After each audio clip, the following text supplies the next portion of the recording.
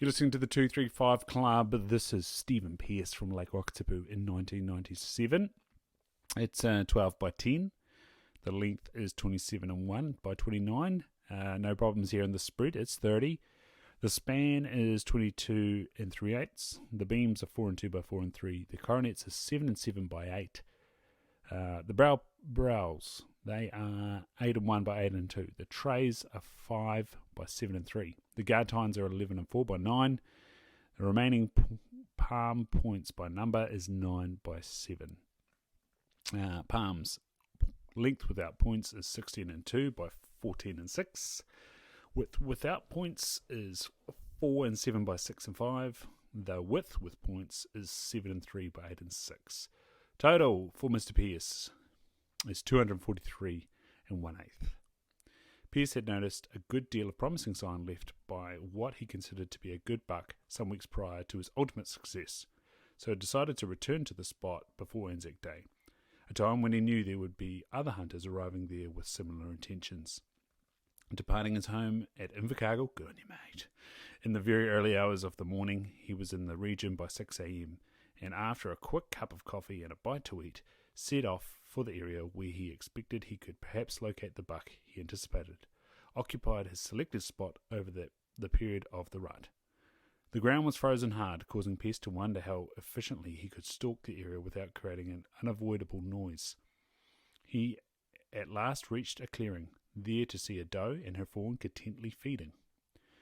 It was then he heard an unusual commotion going on about 50 metres beyond the clearing. Stalking carefully into position, he witnessed a large buck dispatching 4 subordinate males, which had been obviously attempting to gain access to his group of 12 does. What a beast.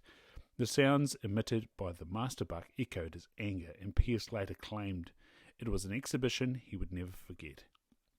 While watching the performance, the fortunate hunter realised that this was the buck he had come to find.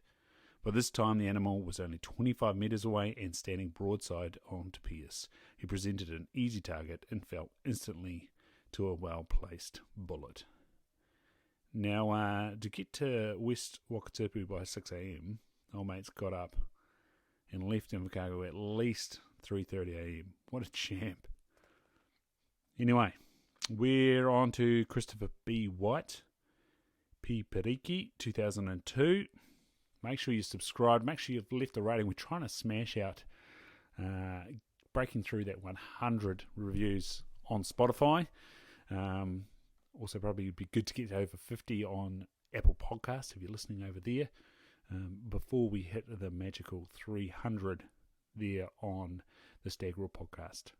So if you're enjoying listening to the Big Game Records series, leave a rating. Make sure you've hit subscribe as well. And that'll help more people who are passionate about deer and deer species, learning a little bit more about the quality of New Zealand, what we've got to offer, those people that are wanting to get into hunting, what they can expect, where to go, learn a little bit more about wild game, perhaps get their hands on a copy of the Big Game Records, joining the NZDA, all those things that keep this awesome passion alive in this country that we're lucky enough to enjoy. Free-ranging wild animals, open access. It's beautiful stuff. And so, yeah, share this with your friends, subscribe and leave a rating would be awesome. Thanks very much. Join us next time for Christopher B. White on the 235 Club. Cheers. Kia ora, you're listening to the 235 Club, the New Zealand Big Game Records series, The Fallow Deer, Volume 3, written and compiled for the New Zealand Deer Stalkers Association Incorporated by D. Bruce Banwell. Volume 3 of the series of New Zealand Big Game Trophy Records, written and compiled by D. Bruce Banwell on behalf of the New Zealand Deer Stalkers Association Incorporated. Published by the Halcyon Press, a division of Halcyon Publishing Limited, PO Box 360 Auckland, 1015 New Zealand, printed through Collarcraft Limited, Hong Kong. The copyright D. Bruce Banwell, 2003, first published 2003, all rights reserved.